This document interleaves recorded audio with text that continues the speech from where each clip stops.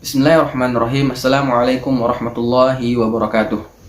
Insyaallah kita akan mulai pelajaran kita, pelajaran fikih Syafi'ih 5 menit untuk belajar fikih Syafi'ih 5 menit.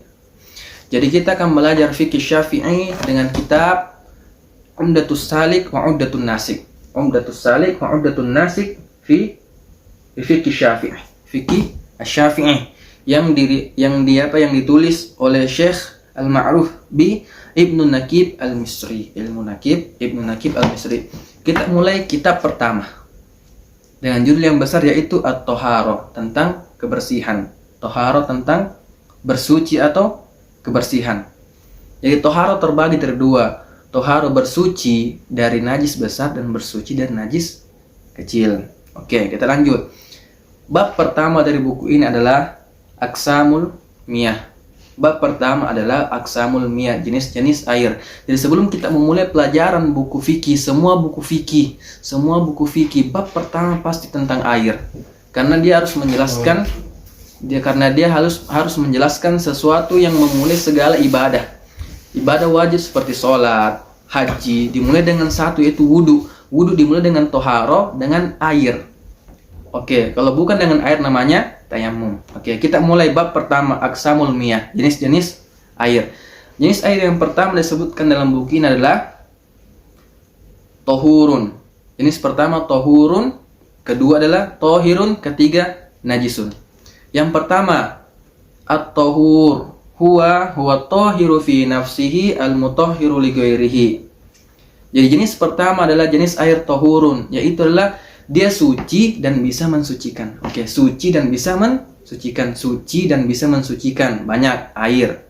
Apa air yang bisa mensucikan? Ada langit dari bumi, langit air hujan, embun, apalagi. Terus air es, air salju. Terus dari tanah ada air sumur, air sungai, mata air, dan lain-lainnya. Ya itu. Jadi air yang bersih dan bisa mensucikan. Yang kedua adalah tohirun, huwa tohiru fi nafsihi wala yutahhiru ghairahu. Dia air yang suci, yang bersih, suci, tetapi dia tidak mensucikan. Ada, nanti insya Allah kita jelaskan. Air yang suci bisa kita minum, bisa kita pakai mandi, tetapi tidak bisa mensucikan dari hadas besar dan kecil. Kita tidak bisa pakai berwudu dan tidak bisa pakai mandi junub. Terus jenis air yang ketiga adalah najisun, air najis, ma'ruf. Jelas air najis, jelas air najis air yang tercampur sesuatu yang najis. Oke, lanjut.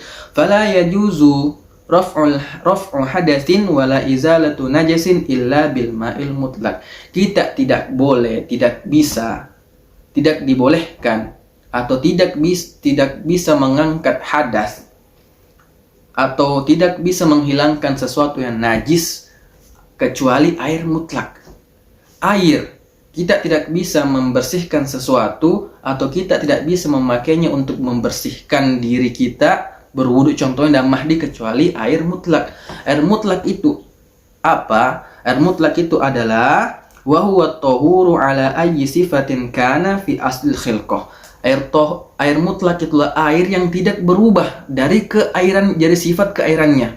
Contohnya seperti air yang sudah berubah dari sifat keairan adalah air teh. Air teh itu sudah berubah dari sifat asli dari air, sudah berubah jadi air teh.